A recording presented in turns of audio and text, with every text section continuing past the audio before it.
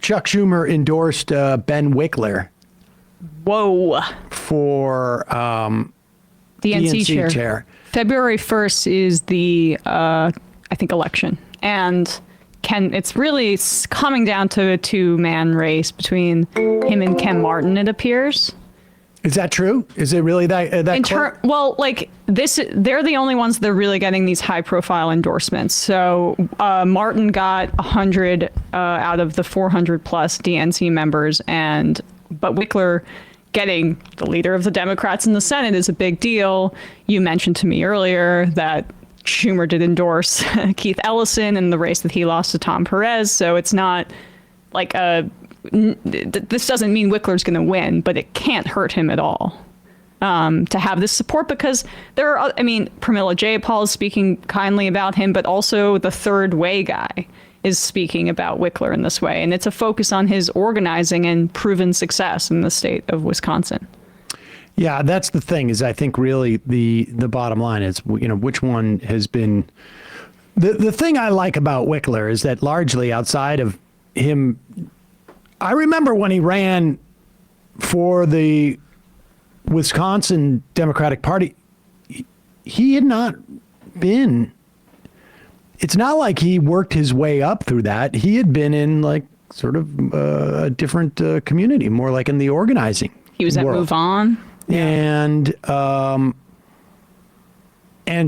that is what I think is good. He knows how to organize, and he knows how to build things from the outside. He's not relying on, sort of relationships or institutional power, et cetera, to do something. And what he did in Wisconsin was, I wouldn't say it was miraculous, but it was very good. Yeah. So we'll see. This was the swing state that overperformed Kamala Harris the most, I think, or compared to the other states. They also flipped 14 legislative seats in this year, even though she lost all of the swing states, including Wisconsin, just by less of a margin than the others. But also doing things like, focusing on that Supreme Court race, right. Understanding the importance of those type of things. I think very, very helpful. But we'll see. And Jacob Fry endorsed Ken Martin, so makes my decision even easier. Even if that wasn't true about Wikler, which it is. Wikler went on Jon Stewart's show to talk about it more, and he also later in the interview, I don't think we played this part on the show, but he talked about the economic populism angle, which, again, I have issues with the term populism. I think. Well, if you're gonna, but there are two types of populism. This is, the words mean something. No, I know, but like populism in the sense of, or maybe even the populism in the way that it's framed of, like, if we were to only do what was popular at the time, we wouldn't. That's have popularism. Popularism, but it's used interchangeably. Right. Some people don't know what words mean. And populism, there is a right-wing populism and there's a left-wing populism. And people have been talking about this for ages. And by that, I mean, like, certainly in the past 25 years, if you've been involved in this business, it has not been hard to find that distinction. If you talk, what's the matter with Kansas? I can't, his name escapes me now. Thomas Franks, or, folks like Chris Hedges would write about this years ago. When there is a move to populism, there are two different ways in which it can go. It can be right-wing populism or left-wing populism. These things are at odds ultimately. But they may share some similar tactics as to, what needs to happen in certain economic areas, but they are to service different things.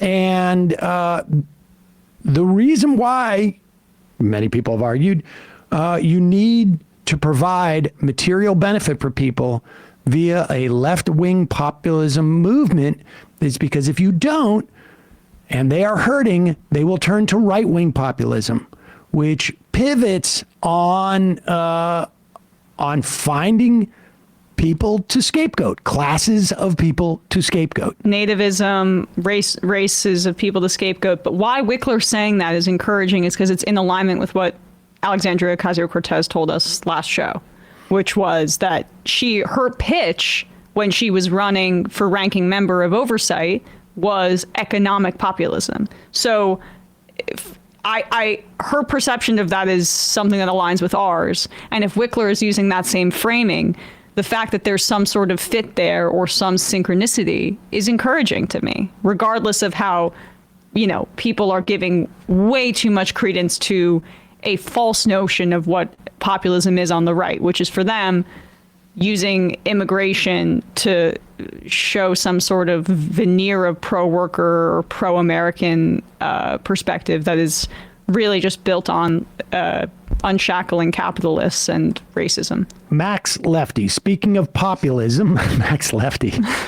Sam and Francesca spoke about anti-establishment being problematic when you don't have an ideology. Can you speak about that? Yes.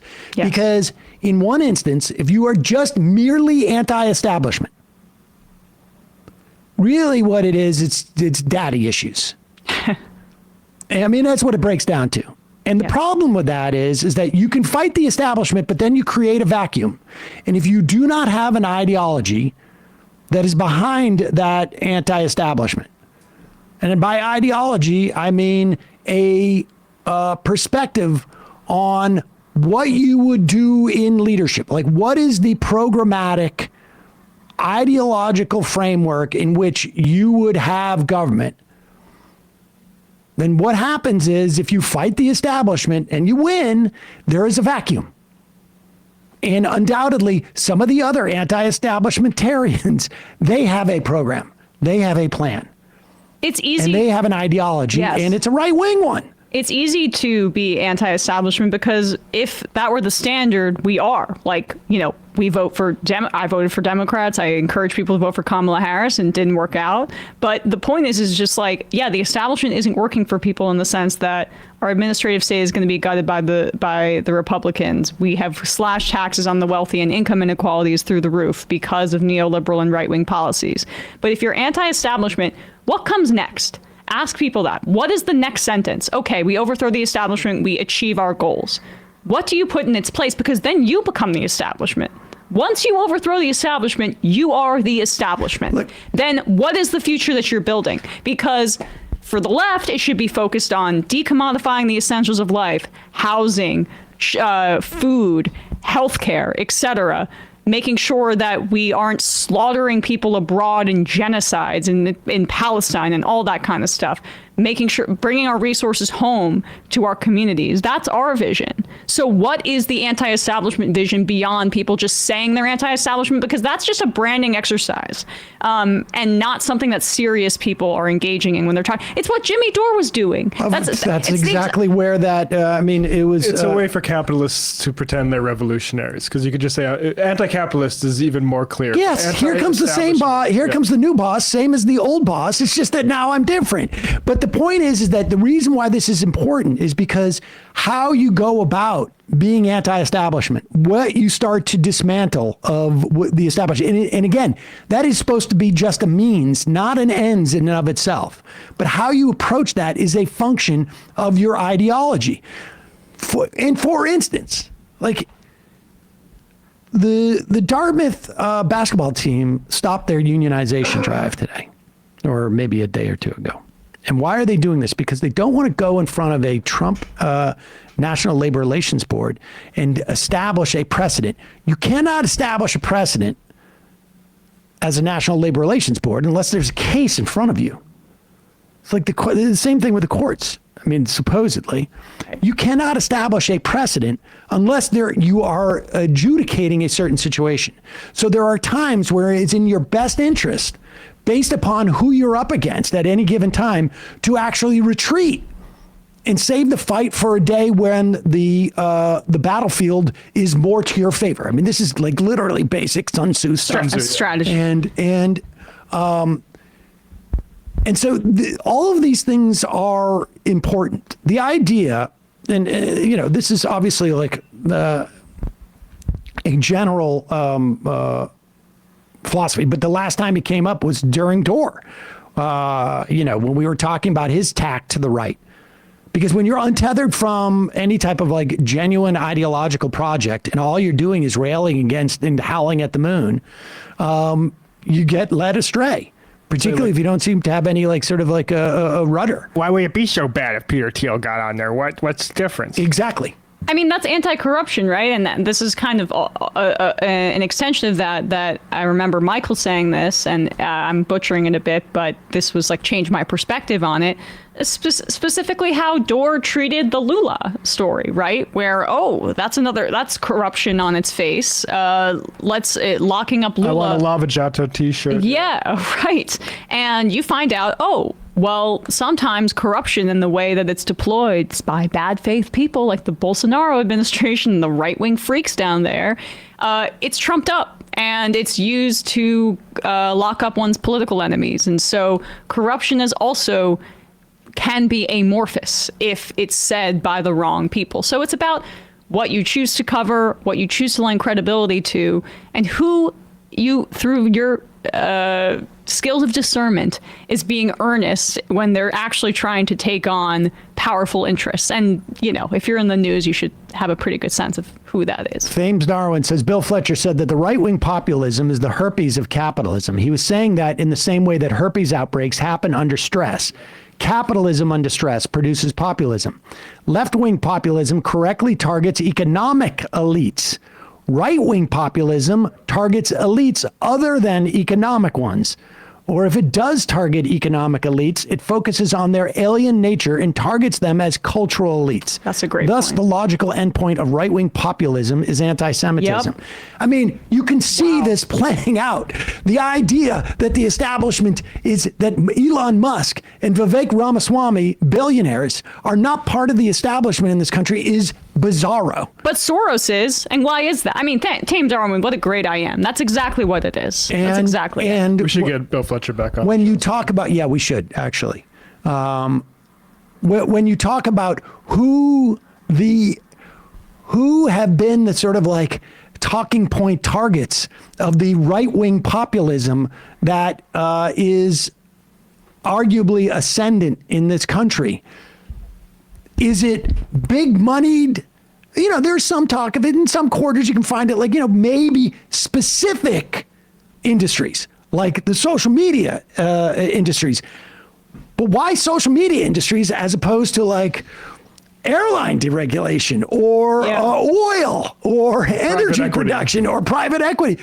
It is because social media is a cultural instrument. And they're trying to And they're trying to, wrestle away the smug, elites on the coastal elites. Look, the establishment is not some smug professors at colleges, despite the fact that they'd have you believe that on the right.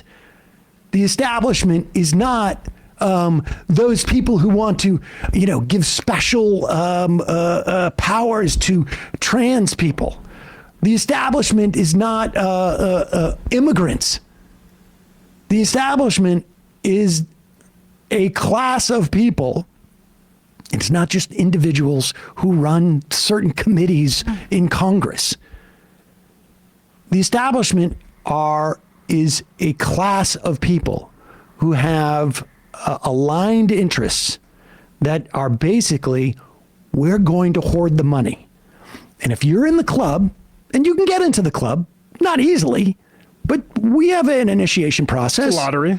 Yeah, you can get into the club, but once you get into the club, the rules of the club are, we keep the club exclusive. That way we keep the value of our money and we can hoard the money. That's what it is. There's not like, you ask what the establishment is. The establishment is that. It is a class of people. It is not 5 individuals. It is not people who run a political party. They could be the establishment of that party. They could be the ones that have the power within the context of that party. But in terms of like our society, it is an economic class that is hoarding the money. that is socializing the costs and privatizing the profits. And they do so at the detriment necessarily of a huge swath of the public.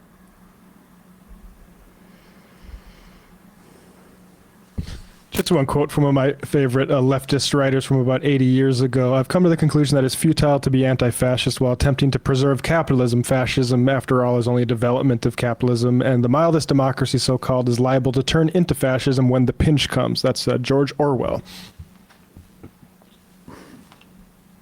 I mean, that's why Trump changes his position on H-1B visas, is because he's a tool of the money. And if he could still sort of hoard the money, if he didn't need Elon Musk's billions of dollars to discipline his own party and anybody else, he'd be fine to say to, Stephen Miller, you go ahead. If tech was loyal to the Democrats, he probably would be more interested in doing that this time around. Exactly. But yeah, I mean, we could go into tech on another day, but they've reached the point in their growth of their companies where all they have are Republicans because they're not producing anything that's tangible. It's just selling data and spyware and trying to increase shareholder value. Hey, folks, don't forget to hit the subscribe button and check out our daily show. We do it every day at 12 p.m. Eastern for about 2.5 hours. We even take phone calls.